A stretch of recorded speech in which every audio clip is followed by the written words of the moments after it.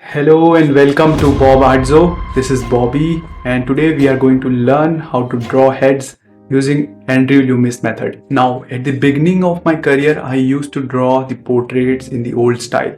I used to start from the eyes, then move on to the chin, and it took me a long to master that with perfection because there was no underlaid foundation, and I had to measure everything with my in my mind before drawing. So I used to measure the eyes if they are perfectly aligned, and then the nose, and then the chin.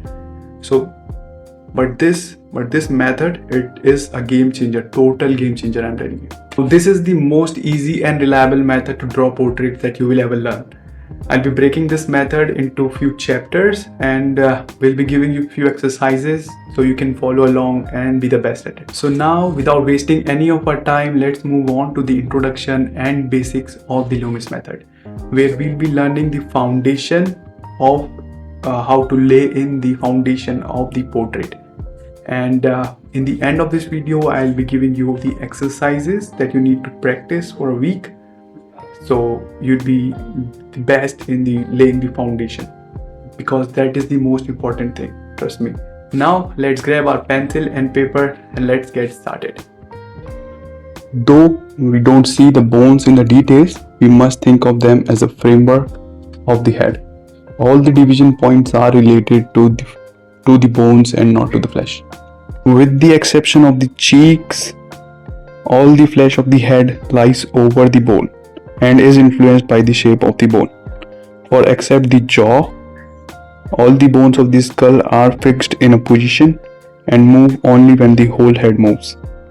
Only the flesh of the eyes, the cheeks, and the mouth are capable of separate movements. Now that we understand what gives form to our face, let's move on to the division of the skull. The skull is divided into two parts. One is cranium and the other is the jaw. Loomis simplified the structure of the cranium as a sphere. Let's suppose this is the sphere for this specific skull. He then says that the sphere rotates around the axis, or you can say the skull. So let's say this is the axis. This will then be divided into the middle lines as per Loomis, and from the center it is cut by the equator line, where we have the brow line. So this here would be the eyebrows. Let's take a look directly from the figures drawn by Loomis itself. So here I just copied these figures from the book. So he described the cranium as a simple sphere which rotates around the axis. Here is the axis, and from the axis we have the middle line that passes from both of the ends and which is cut in the between through the brow line.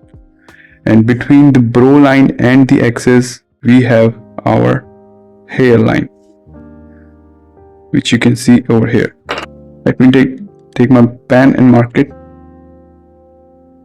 This will be the brow line, which is the equator, and this is the middle line, which divides our face into two parts. He then mentions that the sphere is sliced off from the sides where our ears are attached, and when we stretch the middle line straight down of the face of the ball. On this we mark 2 points which are equal to the distance from the hairline to the brow line. So these distances remain the same. This will be the end of the nose and the end of the chin. The ears are attached on the side, which are basically equal to the distance from the top of the eyebrows to the bottom of the nose. So here our ears would be attached. The point at which the equator and the middle line cross is known as the cross. This will be the cross. And this cross describes the movement of the skull in 3 dimensions. The cross and the middle line describes the pose, and we'll see it in my drawings. Let's see it here. Like you can see, here would be the cross as the middle line passes through this, and the equator of would be somewhere around here. So you can see the pose. In every of these faces you can see the equator line, this is the cross, and this would be the middle line. And these are the only, this is the main thing that this is the main part that describes the pose of the face or the skull.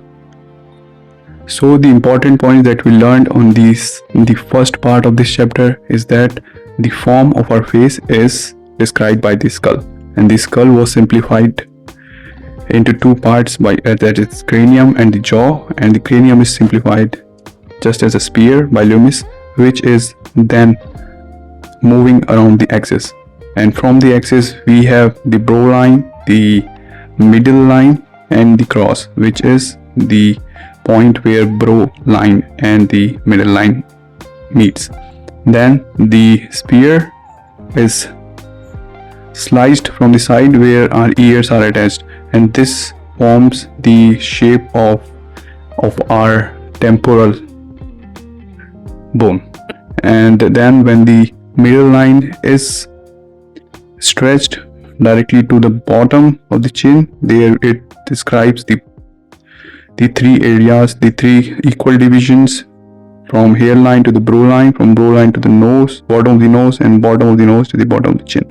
And here is a simplified form of a face. We also saw that how important the cross and the middle line is while describing the pose of the face. So it is very important to note where the cross and the middle line to describe where the face is looking or it's moving towards. So here, let's move on to the next part, that is the planes. The planes of the head should be memorized, for through them we have a foundation of rendering the head in light and shadow. Let's suppose if the light is passing through this corner, these planes would be in shadows, right? And this is as directly into the light, this would be receiving the most highlighted version, and here this light would be bending around here. So on this plane as well, it will be going around the same accordingly. So remember that this is the most important, as these planes almost any head can be built. To practice these planes in a simple way, just move along and first draw the understructure, that is the spear. Let's say this is looking around here. We have this under the middle line, the equator, and the cut from here. Okay, this middle line comes from here, and our jaw is just dropping around here. Now we'll just add the planes on this one. So first would be the eyebrow line here as described by the Loomis. You can also go to the reference above. Okay, then here are our ears, which are equivalent to the bottom of the nose. Once this comes in, we can just draw a straight line which is for the neck, and from here we can pass on our jawline, which is then attached to the chin. So this jawline will again pass through this corner of the face. From here we draw the distance of the eyes from the nose. We'll bring the shape of the eyes in. You should know that the bottom of the nose is around equal to the sides of this. sides of the eyes, sorry. Now let's bring the shapes in. This passes over here.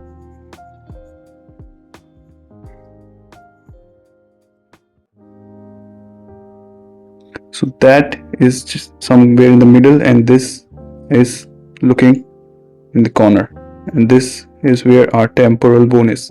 Okay, and here is the hairline. This is the back of the skull, and this here comes the middle line. These two are divided into two planes again. This head comes to here, comes play into here. This can be described as a straight line.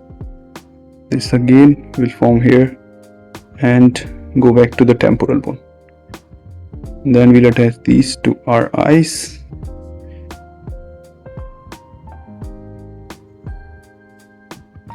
And then the corner of the lips are somewhere with the middle of the eyes.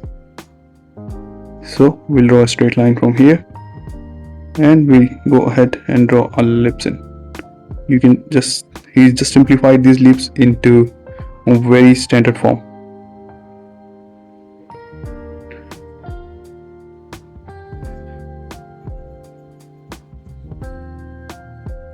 This is how a simplified planar version would look like.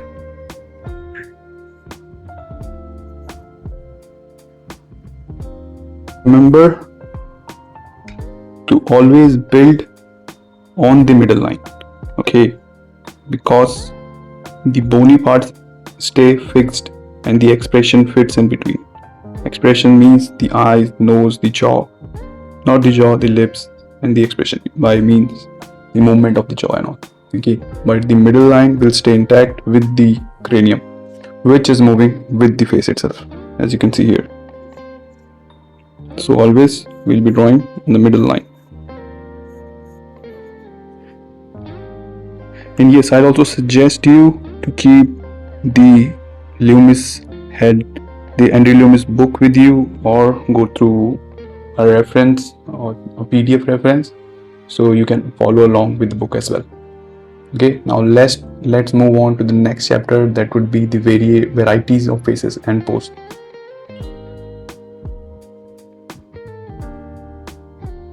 All these varieties are drawn simply by building an understructure. That could be wide, it could be like a square, or it could be narrow, or it could be long, as on this one. These varieties or types are simply built on varying the ball and the plane. Let's look up through these portraits. How I drew this was by using the same simple method of ball and plane. Let's look up through this simple on this paper. Okay, now let's take this example of the second portrait. So for this, I'll just first draw a ball.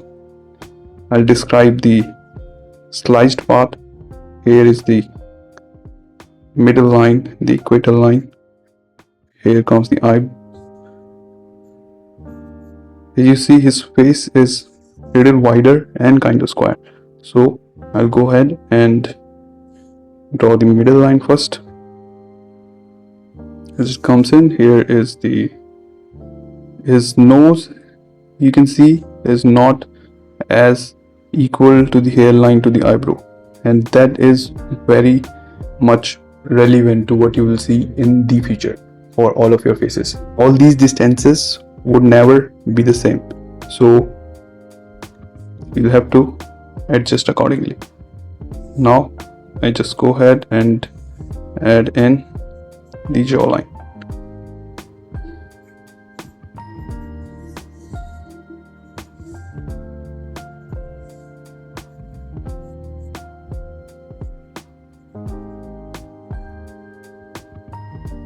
Let's again take a look at the one with the narrow face.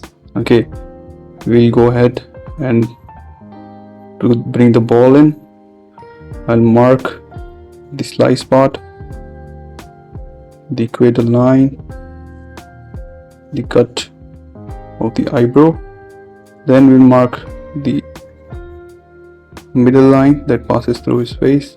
Here is the cross which determines where the face is moving. We then bring the nose and the jaw, and then we attach the side of the plane.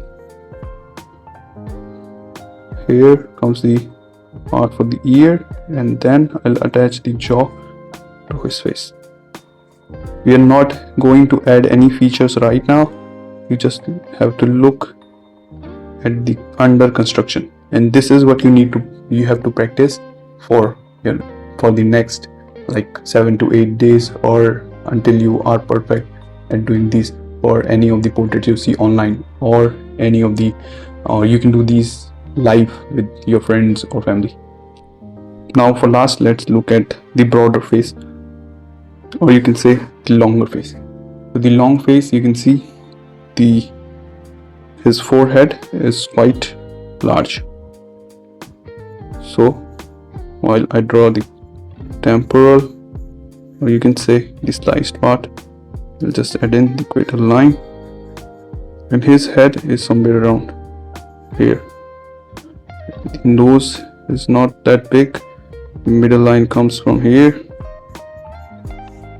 and the chin is quite a bit far from the bottom of the nose.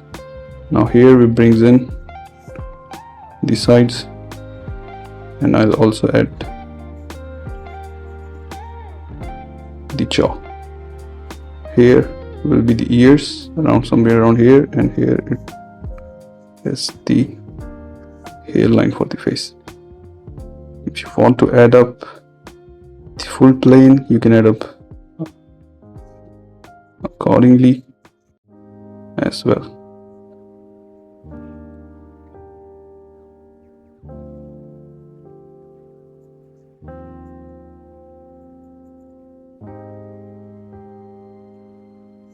So this is how it is going to be. And also, to study the types of with a new understanding, Loomis urges us to see the construct combinations created by the nature. So look from hairline to the brow, and from brow to the bottom of the nose, and bottom of the nose to the bottom of the chin. You need to do this in the public as well, like while you are moving with your friends, you're looking at the new persons, you can check how these combinations are created by the nature itself. So you'd be having a better understanding of this. So let's summarize this and end up this specific chapter, and I'll also be sharing you some exercises that you can do practicing the under structure. So to practice the under structure, you can use any of these 3 techniques. Okay, number 1 is using your mobile phone.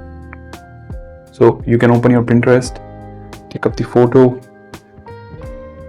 search for the heads, you'll get many portraits here. Okay, you just go ahead, and if you like this one, I'll just go ahead and draw the understructure for this specific portrait. Okay,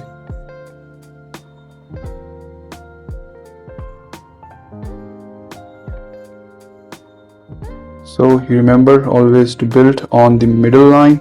Here is the middle line that is passing through the corner of the face. Now we'll describe the equator and our brow line. His face is a little tilted over there, so you can see the eyebrow line is falling downwards to that perspective. We'll also learn this perspective in our next video. And here the side of the face comes down. Here you should remember this is the cross which denotes where the face is moving. Here are our ears, and then comes the jawline.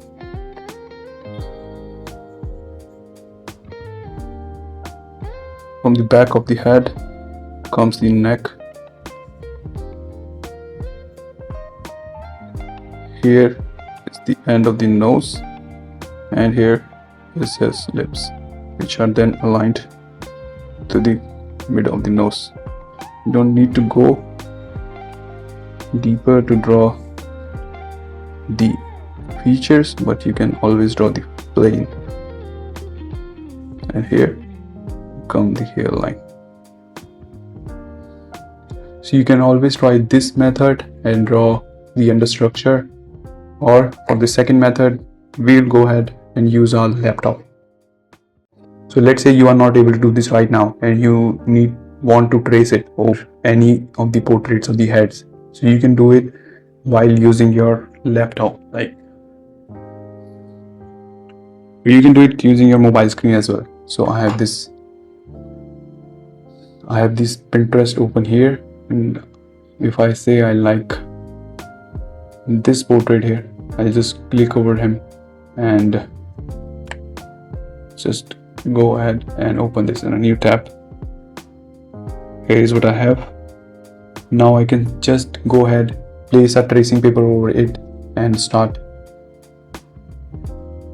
tracing the face, like the sphere, and then here is the temporal line, that is the slice of the face, and then comes the equator, and then the brow line.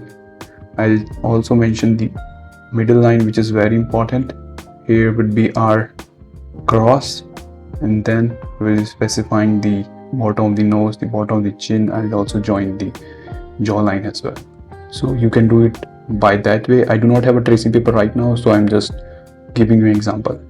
Let's move on to our third way that you can practice it, is by using any magazine or any newspapers for this. If I want to draw the understructure of this face, I'll just go ahead and start with the spear around the head. I'm not going to spoil this page, so I'll just be doing like a little hand with a little hand. Okay, so here is the equator line, here is the cut of the face, here is the hairline, the middle line,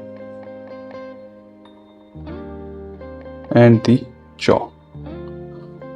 So you need to practice this wherever you can, and this will be helping you to master the Loomis method ahead. So this is it. I'll see you in the next video where we learn about the features of the face, proportion of the male head, and the rhythmic lines as per the Loomis method.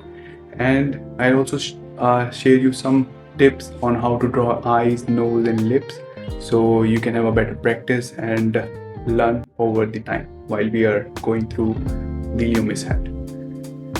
And if you have any suggestions or if you like this video, drop down a comment and share it with your friends. Thank you. Signing off.